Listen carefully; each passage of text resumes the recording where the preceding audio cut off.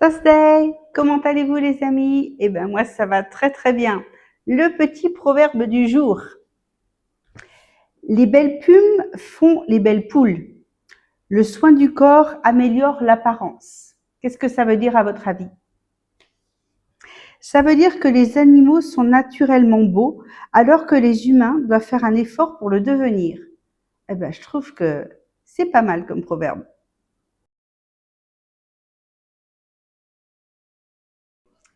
L'un d'entre vous m'a posé une question la semaine dernière suite à ma vidéo sur les impôts et les taxes par rapport au Bitcoin au Cambodge. Alors cette semaine, il y a eu un tremblement de terre ici par rapport au Bitcoin et aux cryptos.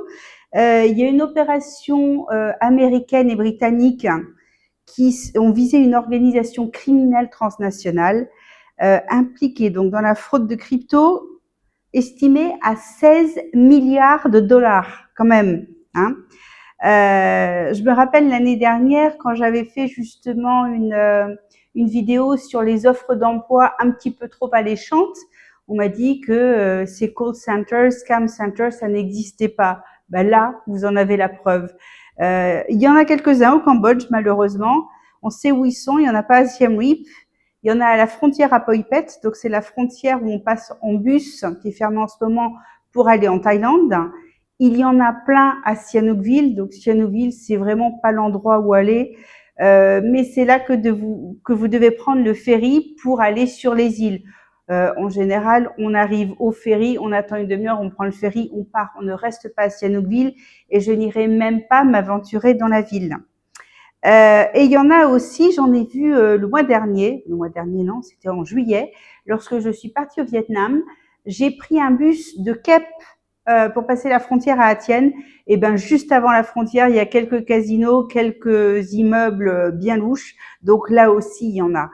Faites attention, c'est tout. En tant que touriste, vous risquez rien. C'est plutôt si vous êtes un peu à la rue en train de chercher du travail, que vous savez pas trop où vous allez, que vous risquez de vous faire avoir. C'est quand même en majorité des Philippins, des Indiens, des Pakistanais. C'est plutôt des Asiatiques qui sont dans ces centres-là. Il y a forcément quelques Blancs, mais ce n'est pas la majorité. Donc, soyez vigilants, c'est tout. Je vous mets le lien de l'article en dessous si toutefois vous avez envie de jeter un coup d'œil et avoir plus d'informations. Donc, ces centres ont été dessaisis de 120 000 bitcoins, c'est quand même pas mal. Donc, ces centres font de la fraude en ligne, de l'extorsion, de la traite d'êtres humains et du blanchiment d'argent. Bon, on sait très bien qui y a derrière. Ça ne bouge pas, c'est comme ça. Il y a aussi beaucoup de ces centres dans le nord de la Thaïlande avec la Birmanie et aussi dans le nord du Laos avec la Chine où ils minent du bitcoin parce que l'électricité est pas chère là-bas. Ici, l'électricité est pratiquement au même prix qu'en France, donc c'est pas intéressant. Revenons-en au Bitcoin au Cambodge. Alors, depuis, il me semble que c'est janvier 2025 ou alors c'était peut-être le mois de décembre 2024, mais bon, ça fait pratiquement un an que le Bitcoin est interdit au Cambodge.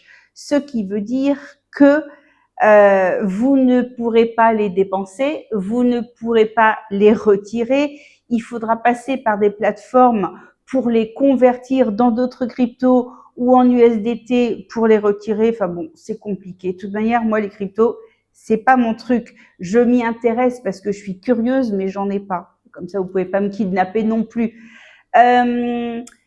Pour l'instant, les cryptos ne sont pas taxés au Cambodge. Aucune crypto, je précise, pas que le Bitcoin. Mais comme partout ailleurs dans le monde, ça peut changer en 5 minutes. Mon banquier m'a plusieurs fois demandé quand je faisais des virements donc d'ici à l'étranger, c'est pas du Bitcoin, c'est pas du Bitcoin. Je devais le rassurer en lui disant non et il me disait lui-même attention, c'est interdit, c'est interdit. Et je lui dis non, je n'achète pas de Bitcoin, ne t'inquiète pas. Il n'y a rien d'illégal dans ce que je fais. Donc ils sont très vigilants. Il y a peut-être quelques banques qui sont moins regardantes, mais à la Bred en tout cas, ils le sont et c'est tant mieux pour nous, c'est pour nous protéger. Et pour répondre à la deuxième question de cette personne, les revenus provenant de l'étranger au Cambodge peuvent être taxés. Alors là, c'est très compliqué. Je vous invite à retourner voir ma vidéo qui parlait de ça il y a quelques mois.